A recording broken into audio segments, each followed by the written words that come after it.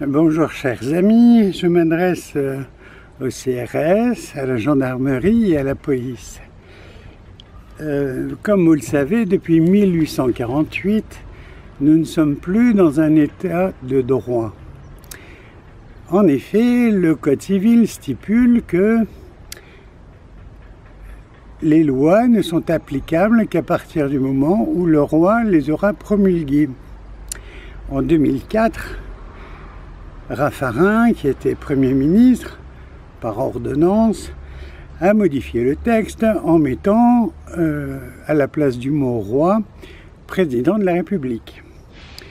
Donc ça n'a aucune valeur sur le sens juridique du terme, puisque une ordonnance ne fait pas loi et la modification n'a pas été promulguée par le roi. Donc, nous sommes dans l'illégalité depuis 1848, deuxième, troisième, quatrième, cinquième République. Tout ça, c'est que du vent, ça n'existe pas en droit. Il faut savoir aussi que Nicolas Sarkozy, lorsqu'il était ministre et candidat à la présidence de la République, lors d'une allocution, a dit « L'être humain n'est pas une marchandise comme une autre ».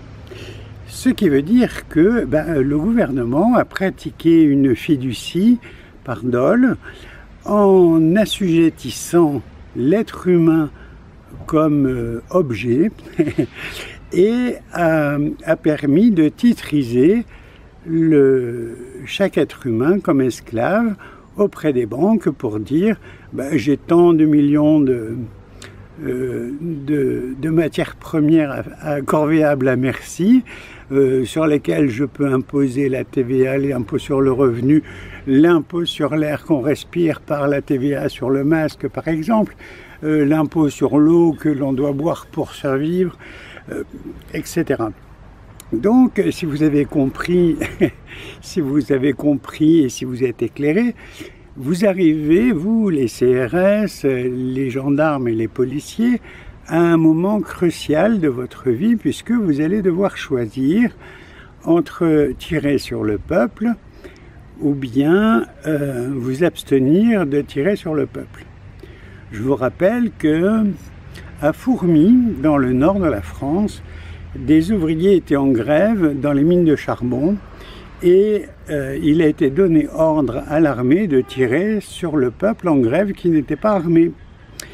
Donc c'est ce qui va vous arriver et à vous de vous préparer en votre âme et conscience, savoir ce que vous allez faire, si vous allez obéir à des ordres qui sont génocidaires ou au contraire si vous allez vous rebeller et orienter votre arme envers vos supérieurs hiérarchiques qui vous donnent ces ordres absolument contraires à l'esprit que vous avez de servir la France et donc son peuple, et donc ne pas écouter ces discours sataniques.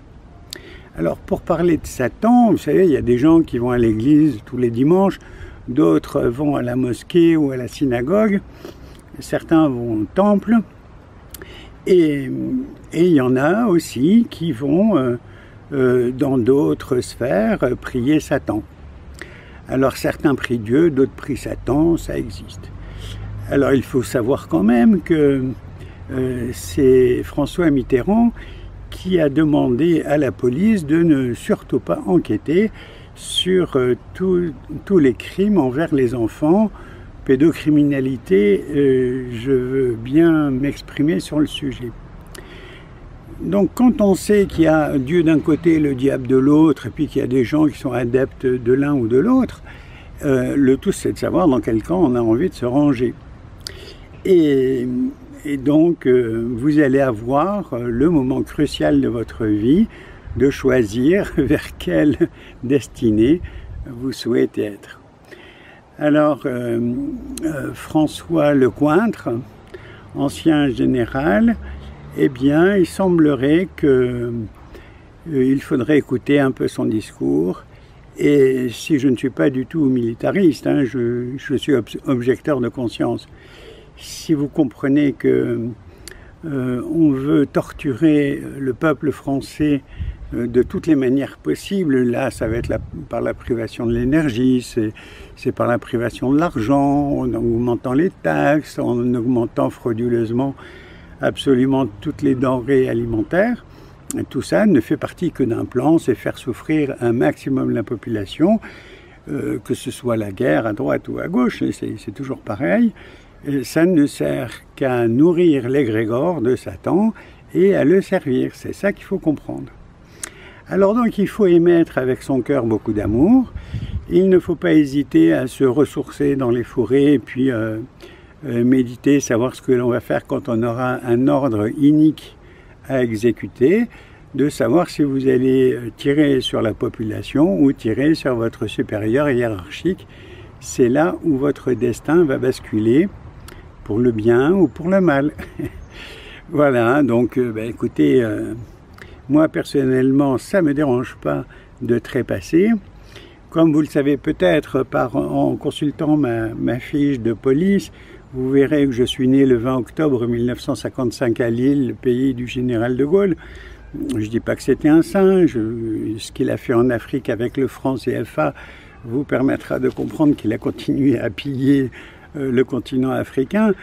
Mais vous comprendrez que le général de Gaulle, lui, il a eu le courage de s'opposer et puis de supporter une condamnation à mort par contumace en soi-disant désertant. En fait, il a établi l'élan de souveraineté du peuple français qui était sous occupation française.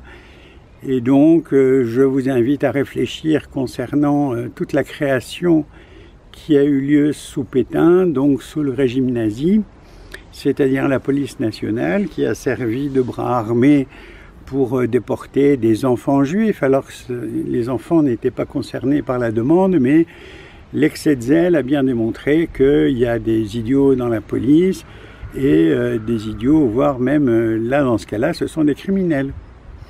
Il y a eu des règlements de compte dans les commissariats de police, et il y en aura, ne vous inquiétez pas, il y en aura aussi, parce que quand on a des commandants qui sont suffisamment idiots et qui passent au travers des jugements comme celui du commandant Andrieux, qui lui avait été balayé sur l'autoroute avant de s'amuser à boxer des citoyens comme ça, qu'ils soient ou non irréprochables, et ça c'est pas le problème.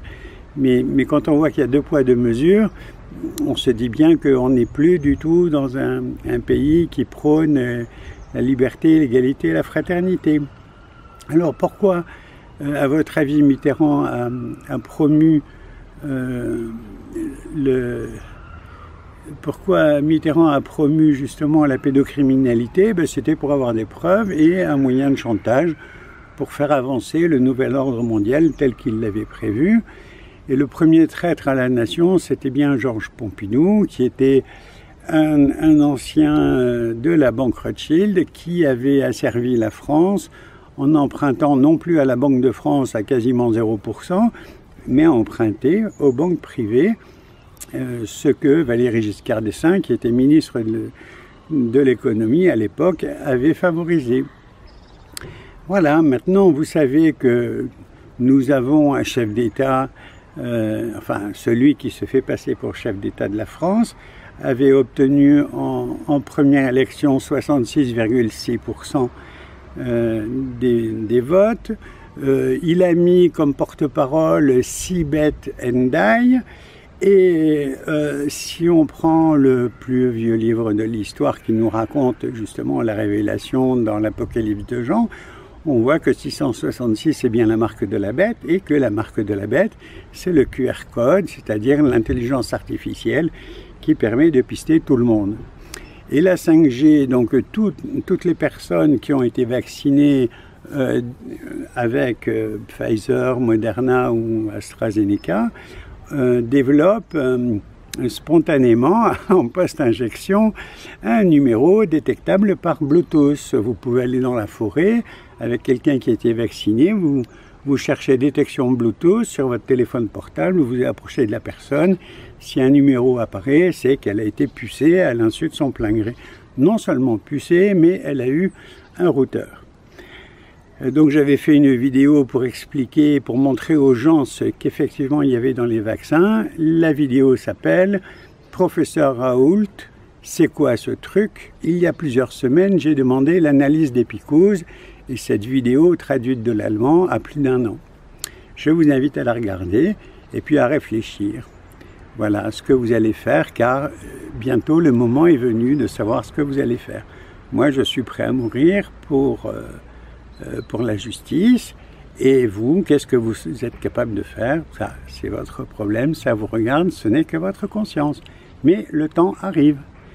À bientôt, chers amis. Et puis, il ne faut pas regretter les actes que l'on fait. Et un homme averti en vaut 2. Donc, il vaut mieux peut-être être dissident comme le général de Gaulle l'a été, que d'être soumis à une dictature des banques et de Satan. Voilà. Merci de votre attention, portez-vous bien. Et puis, vous pouvez toujours saboter les armes de vos collègues que vous trouvez un peu fous, quoi. Vous avez le droit.